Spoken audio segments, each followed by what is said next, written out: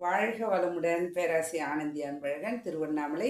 இன்னைக்கு சிந்தனையாக என்ன எடுத்துக்கலாம் அப்படின்னா, மார்கழி ஸ்பெஷல் சுவாமிஜியோட கவிதையிலிருந்தே இன்னைக்கு நம்ம ஒன்று எடுத்துக்குவோம். எப்பயுமே அன்னை லோகாம்பாள் அவரோட மனைவி கோலம் போடும்போது சுவாமிஜி ஒவ்வொரு தடவையும் ஒரு கவிதை எழுதுவாருங்களாம். அதுபோல் 3/1/1959 மனிதருள் உயர்ந்தோர் அப்படின்னு ஒரு தலைப்பு வச்சு அழகாக ஒரு பாடல் எழுதியிருக்காரு. மனிதரை பிறக்கிறதுக்கே மாதவம் செய்ய வேண்டும் அப்படின்னு சொல்லுவாங்க. அது ஔவையார் சொல்லியிருக்காங்க. அரிதறிது மானிடராய் பிறத்தல் அரிது, அதிலும் அரிது கூன் குருடு செவிடு பேடு நீங்கி பிறத்தல் அரிதுன்னு சொல்லியிருக்காங்க.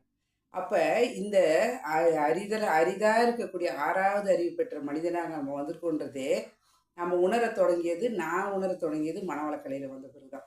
அப்போ எல்லாருமே சிந்தனையாளர்கள்லாம் உணர்ந்திருக்காங்க. அதுபோல் நம்மளோட குரு சுவாமிஜி அருள் தந்தை அவர்கள் உணர்ந்ததை ஓதந்தால் தான் இன்றைக்கி நம்ம அதை ஓதி உணர்ந்து கொள்கிறோம். அந்த விதத்தில் பார்த்தீங்கன்னா என்ன எழுதியிருக்காருன்றதை நம்ம இன்னைக்கு சிந்தனைக்கு எடுத்துக்கலாம்.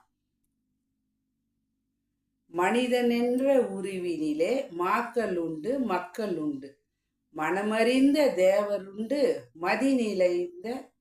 மதிநிலைத்த மனிதர் உண்டு, மனமறிந்து மன இதமாய் மாக்களும் மக்களும் மனமுகுந்து தொண்டாற்றும் மாமுனிவன் முழு மனிதன் அப்படின்னு கொடுத்துருக்காரு.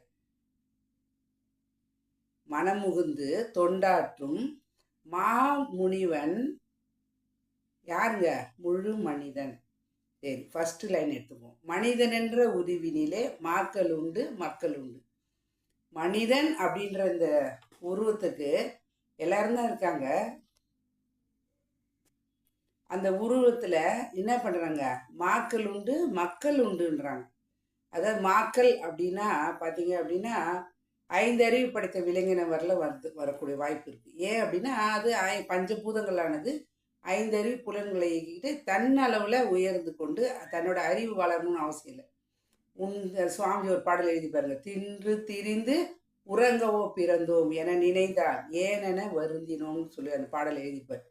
அப்போ தின்று திரிந்து உறங்குவதுன்றது சராசரியாக 5 அறிவு படைத்த விலங்கினவரில் அதுக்கு தேவைக்கு அது கரெக்டாக அதை பயன்படுத்திது.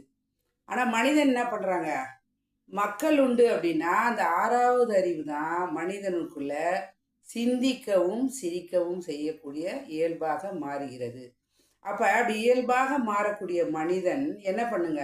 அந்த 5 அறிவு படைத்த விலங்கிலிருந்தும் தன்னை 6வது அறிவாக இறைவன் எனக்குள் உறைவாக அறிவாக இருக்கிறான் என்பதை நம்ம உணர்ந்துக்கிட்டோம் அப்படின்னா அதன் சிறப்பை உணர்ந்து நம்ம மக்களாக மாறுகிறோம். ஏன் மக்கள் உண்டு அப்படின்னு சொல்லியிருக்காரு அந்த பாடலில் சுவாமிஜி அப்படின்னா, சுவாமிஜி ஒரு லைன் சொல்லுவார். மனம் இல்லா மனிதனும் இல்லை, மனதை உணர்ந்த மனிதனும் இல்லைன்னு. அப்போ மனம் ப்ளஸ் இதம் மனிதன். யார் ஒருத்தர் மனதை இதமாக வைத்துக் கொள்கிறார்கள், முரண்பாடு இல்லாமல் சரியாக சரிசமமாக. அது என்னங்க சரிசமமாக அப்படின்னா, உடல் உயிர் மனம் 3 ஒரே நேர்கோட்டில் இருக்க வேண்டும். ஒரு எண்ணம் வருதுன்னா உடல் ஷேக் ஆகக்கூடாது, இன்ப துன்பத்துக்கு அடிமையாகக்கூடாது. அப்போ அமைதி என்ற நிலையில் மனம் நிற்கும் பொழுது தான் அடுத்த நிலையில் இருக்கக்கூடிய சிற்றின்பத்தை விட்டு பேரின்பத்தை நம்ம அடைய முடியும். அதுதான் மக்கள் உண்டு. அடுத்தது பார்த்தீங்கன்னா மனமறிந்த தேவர் உண்டு.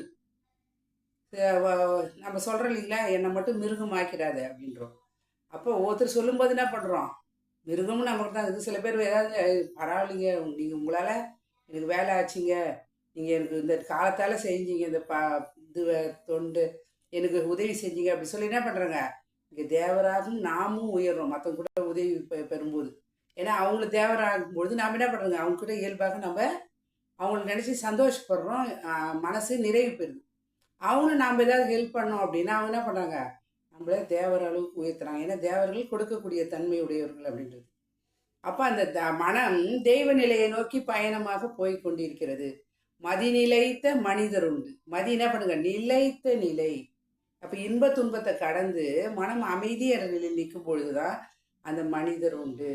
அது அமைதி என்ற நிலையில் நிற்கும் பொழுது தான் மனம் என்ன பண்ணுதுங்க? இயல்பான தன்மையில் போகும்போது அடுத்தது இப்போ சொல்கிறாரு பாருங்க. மனமறிந்த மன இதமாய் மாக்களும் மக்களுக்கும் என்ன சொல்கிறாங்க? மனமறிந்து மன இதமாய்.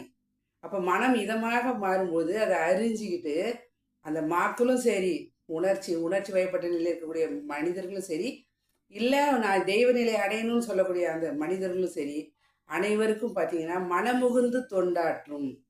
கொண்டு வந்த பாவத்தை எது செஞ்சீங்க? தொண்டு செய்துதான் போக்கிக் கொள்ள முடியும். எந்த விதத்திலே இறைவன் நமக்கு எதை கொடுக்கிறானோ அதை நாமும் அனுபவித்து மற்றவங்க கொடுப்பது தான் தொண்டாற்றும்.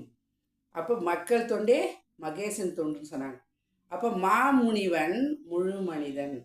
அப்போதான் இங்கே தான் பார்த்தீங்க அப்படின்னா அந்த தொண்டு செய்வதன் மூலமாக நம்ம என்ன பண்ணுறோங்க, நாம் கொடுக்கக்கூடிய தன்மையில் இருக்கிறோம். உடலால், பொருளால், அறிவால், செல்வத்தால், யார் பட்டம் பதவி எது இறைவன் எனக்கு கொடுக்கிறானோ அதை நானும் அனுபவித்து மக்களுக்கும் தரும்போது பார்த்தீங்க அப்படின்னா மனிதருள் உயர்ந்தோராக சிலையாக சிறப்பாக அமைகிறார்கள்.